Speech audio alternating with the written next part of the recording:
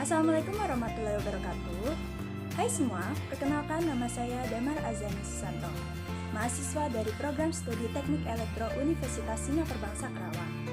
Pada kesempatan kali ini, saya akan menjelaskan mengenai konsentrasi bidang yang ada pada Program Studi Teknik Elektro. Langsung saja kita bahas yuk. Yang pertama, saya akan membahas mengenai sejarah singkat teknik elektro. Revolusi besar-besaran terhadap elektronika terjadi sekitar tahun 1960-an, di mana saat itu mulai ditemukan suatu alat elektronika bernama transistor, sehingga dimungkinkan untuk membuat suatu alat dengan ukuran yang kecil, di mana sebelumnya alat-alat tersebut masih menggunakan tabung-tabung vakum yang ukurannya besar serta mengkonsumsi listrik yang besar. Kemudian, 10 tahun sejak ditemukannya transistor, ditemukanlah sebuah rangkaian terintegrasi yang dikenal dengan IC, Integrated Circuit, merupakan sebuah rangkaian terpadu yang berisi puluhan bahkan jutaan transistor di dalamnya, sehingga kita bisa melihat sebuah perangkat elektronika semakin kecil bentuknya tetapi semakin banyak fungsinya. Sebagai contoh, telepon genggam. Di zaman sekarang, sudah banyak bertebaran alat-alat elektronika. Contoh, di rumah kita sering menonton televisi, mendengarkan lagu dengan tape atau video melalui DVD player, mendengarkan radio, dan berkomunikasi dengan telepon. Nah, dari semua perkembangan yang ada menunjukkan bahwa teknik elektro sangat maju pesat pada era saat ini. Selanjutnya, kita akan membahas apa itu teknik elektro. Teknik elektro merupakan bagian dari teknik listrik, tetapi memiliki cakupan yang lebih luas dari hanya sekedar listrik. Teknik elektro juga mempelajari telekomunikasi jaringan dan perangkat komputer, serta sistem kendali yang berada di dalam benda-benda elektronik. Terdapat beberapa bidang konsentrasi pada teknik elektro, yaitu 4 ilmu yang akan dijabarkan. Di antaranya adalah bidang teknik elektronika, teknik telekomunikasi, teknik tenaga listrik, dan teknik kendali, serta komputer. Mari kita bahas satu persatu. Yang pertama adalah teknik elektronika. Elektronika sendiri ialah cabang dari ilmu elektro. Penafsiran elektro sendiri merupakan ilmu yang menekuni watak-watak elektron ataupun fenomena kelistrikan. Sebaliknya, elektron sendiri merupakan cabang dari ilmu fisika. Ialah cabang ilmu yang menekuni tentang modul serta tenaga, baik itu fenomena ataupun sifat dari modul ataupun energi itu sendiri. Cabang ilmu elektronika mempunyai sebagian konsentrasi, yakni pertama, elektronika audio video, kedua, elektronika industri, ketiga, elektronika telekomunikasi, keempat, elektronika digital, kelima, elektronika daya. Mari kita bahas. Elektronika audio video mencakup teknologi pengolahan sinyal elektronik yang akan dikonversi menjadi foto dan suara. TV dan radio ialah bagian dari cabang ilmu ini. Yang kedua, elektronika industri, yakni teknologi yang mencakup penerapan elektronika dalam industri maupun pengendalian instrumentasi. Yang ketiga, elektronika telekomunikasi, mencakup teknologi elektronika untuk keperluan telekomunikasi, baik itu secara kabel maupun tanpa kabel seperti wireless.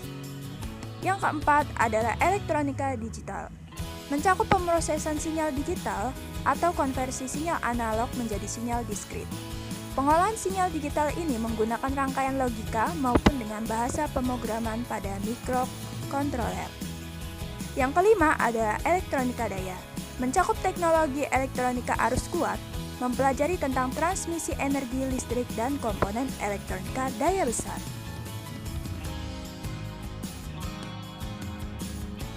Selain itu, ada beberapa komponen dasar yang perlu diketahui jika ingin mendalami bidang ini. Yang pertama ada resistor. Komponen dasar elektronika sering dipakai dalam membatasi jumlah arus yang mengalir di dalam satu rangkaian. Yang kedua ada kondensator atau kapasitor. Digunakan sebagai perantara arus di dalam resistor dan sebagai filter di dalam rangkaian power supply atau catu daya. Yang ketiga ada induktor. untuk memfilter, mengatur frekuensi, dan sebagai penyambung atau alat kopel. Yang keempat, ada dioda. Untuk mengalir arus listrik ke satu arah atau bisa juga menghambat arus listrik dari arah yang berlawanan.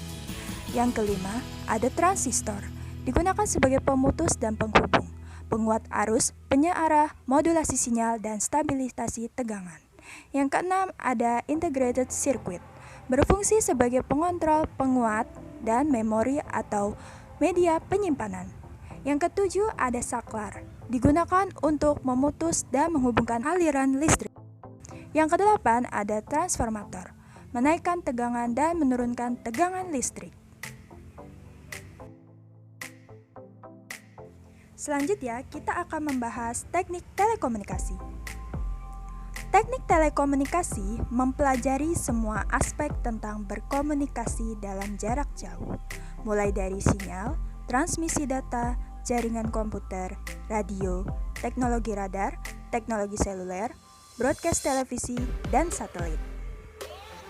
Pada awalnya, teknik telekomunikasi merupakan salah satu cabang dari teknik elektro, yakni bidang arus lemah.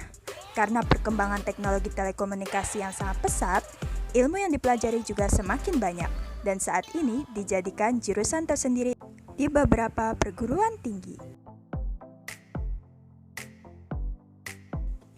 Ada beberapa mata kuliah utama yang akan dipelajari pada bidang telekomunikasi, di antaranya konsep komunikasi nirkabel, teknik analisis data, teori sirkuit, elektronik digital, telepon digital, manajemen jaringan, dan masih banyak lagi.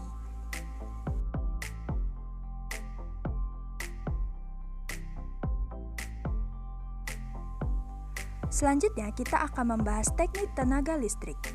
Teknik tenaga listrik adalah ilmu yang mempelajari konsep dasar kelistrikan dan pemakaian alat yang prinsip kerjanya berdasarkan aliran elektron dalam arus listrik, yang berhubungan dengan tenaga listrik dan berbagai tantangannya, sehingga tenaga listrik dapat disalurkan dengan lancar.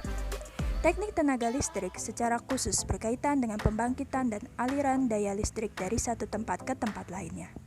Dalam teknik tenaga listrik dikenal dua macam arus, yaitu arus searah dikenal dengan istilah DC, arus bolak-balik dikenal dengan istilah AC.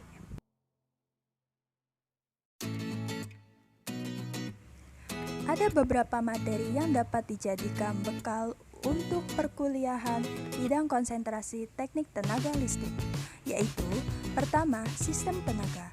Sistem tenaga merupakan sumber energi yang menjadi sumber penggerak peralatan mekanik yang dioperasikan dengan peralatan elektronik atau mekatronik. Yang kedua, ada arus listrik, hukum Ohm, dan hukum Kirchhoff. Hukum Ohm berkaitan dengan listrik dapat dijadikan rujukan pokok dalam menyelesaikan di bidang kelistrikan. Ditambah lagi dengan pemahaman hukum Kirchhoff dalam menyelesaikan problem kelistrikan baik di masyarakat maupun industri. Yang ketiga, ada rangkaian listrik. Pada prinsipnya, rangkaian listrik ada dua macam, yaitu rangkaian seri dan paralel. Namun, akan dipelajari secara lebih kompleks. Yang keempat adalah rangkaian listrik delta star. Rangkaian listrik delta dan star adalah salah satunya. Rangkaian listrik delta kadang terasa sulit untuk dihitung secara analitis, sehingga perlu dikonversi menjadi rangkaian listrik star terlebih dahulu. Yang terakhir adalah teknik kendali dan komputer. Dari sistem instrumentasi elektronika umumnya merupakan bagian integral yang tak terpisahkan dari sistem kendali.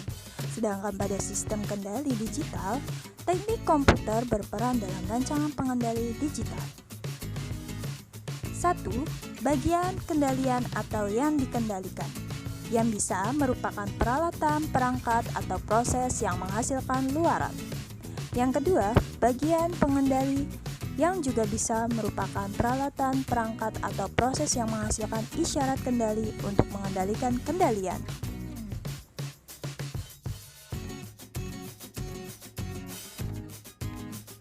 Mata kuliah yang dipelajari pada sistem kendali dan komputer sebagai berikut. Yang pertama ada linear control, terdiri dari analisa pada time dan frekuensi atau complex S domain. Yang kedua, digital control dan non-linear control.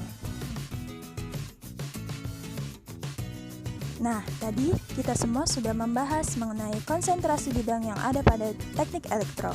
Sekarang saya akan menjelaskan alasan kamu harus memilih jurusan teknik elektro. Yang pertama, prospek kerja bagus.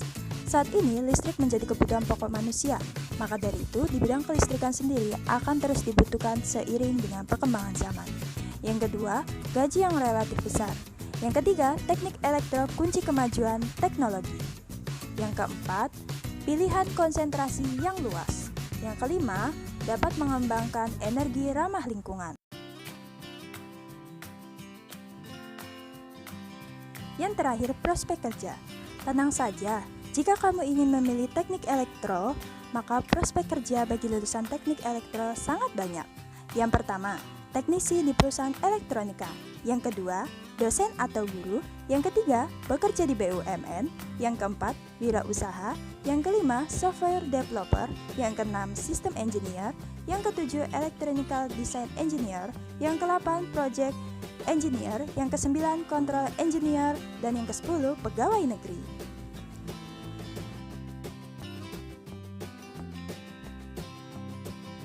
Nah, bagaimana teman-teman? Tadi semuanya sudah dibahas kan? Semoga saja video ini bermanfaat untuk kalian semua dan kalian bisa menambah wawasan untuk mengetahui apa saja yang dipelajari pada program studi teknik elektro. Sekian dari saya. Wassalamualaikum warahmatullahi wabarakatuh. Dadah. Terima kasih.